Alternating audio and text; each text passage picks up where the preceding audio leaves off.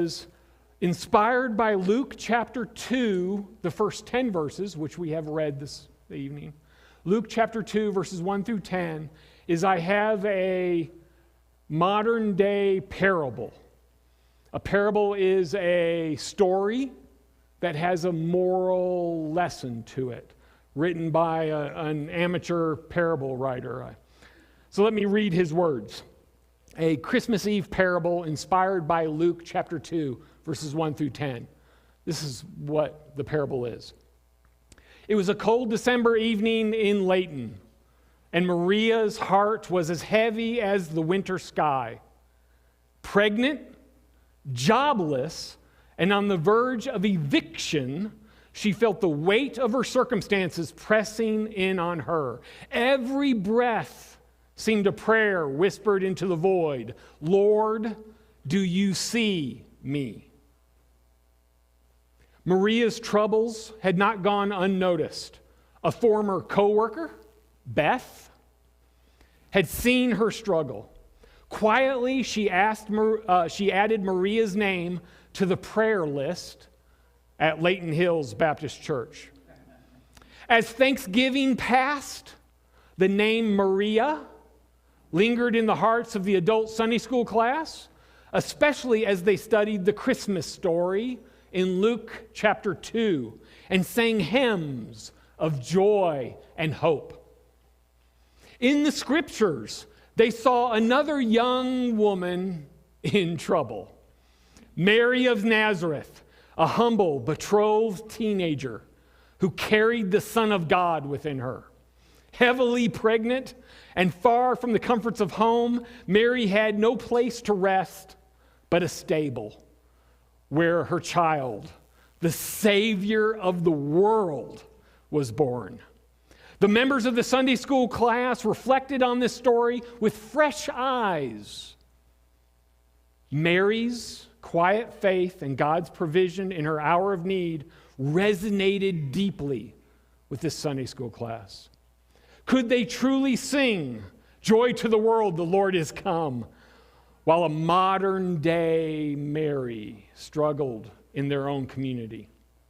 The question pierced their hearts. Moved by the Spirit, they determined to act, each member finding a unique way to contribute. It began with a whisper of an idea during a Sunday morning discussion. "What can we do for Maria?" someone asked. The room grew quiet as possibilities began to form. At first, the gestures were modest. Beth led the charge, organized the list of Maria's immediate needs. Another member called the hospital, explaining Maria's situation and negotiating leniency on her medical bills. The small success gave momentum to their mission. Anna, a retired teacher who owned a few rental properties, offered one of them to Maria at a significantly reduced rate.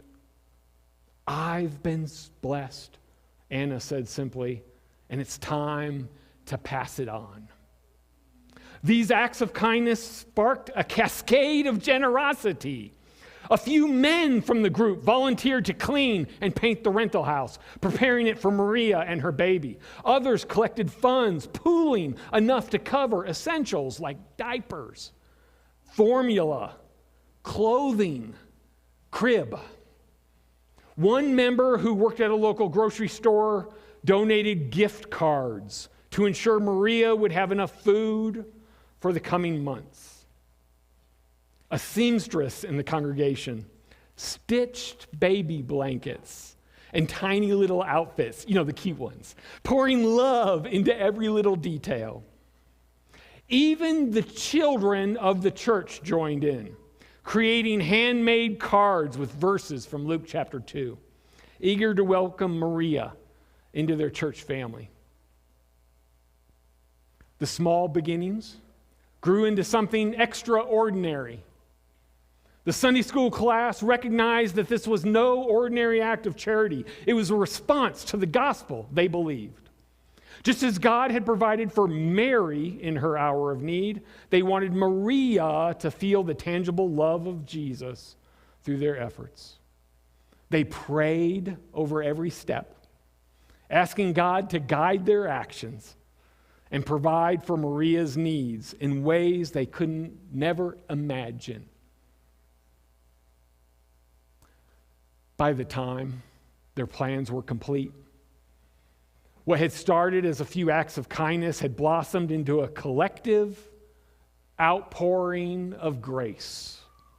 It was more than meeting physical needs. It was the embodiment of the message they celebrated every Christmas.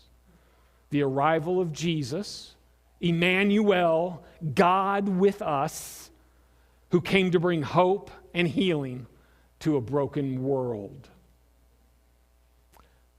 The Saturday before Christmas, Beth invited Maria to the church, saying only, "We've been praying for you and we'd like to celebrate with you." Maria arrived at the church for the first time, nervous and unsure, to find the fellowship hall transformed. It was a celebration of hope and love, a baby shower, overflowing with gifts, warmth, and generosity. One by one, the members of the class revealed what they had prepared. Hospital bills had been lowered or forgiven, an envelope of money to ease her burdens, a plan to move her into a cozy house with a yard. Tears streamed down Maria's face as she saw the depth of their practical care. As the evening wound down, Beth invited Maria to stand with them and sing. The piano began to play a familiar tune of Joy to the World, which we just sang.